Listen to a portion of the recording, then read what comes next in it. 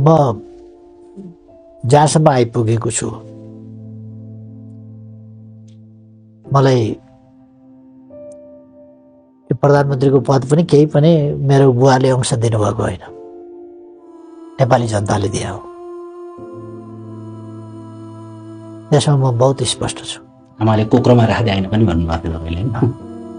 त्यसो भएर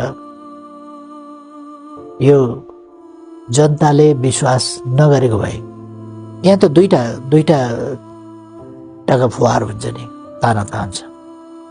ककसको बिचमा कहिले जनताले तान्छन्, कहिले जनतालाई अल्मल्याउनेहरू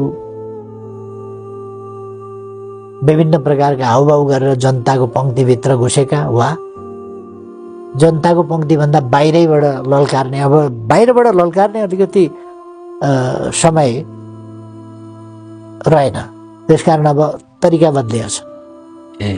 अब भित्रै पसिसके जनता भित्रै छन्, जनताकै हो भन्ने गर्छन् र जनताका हितहरू र अरूका हित जनताका नाममा बजाउनेहरू, यसका बीचमा एउटा तानातान छ।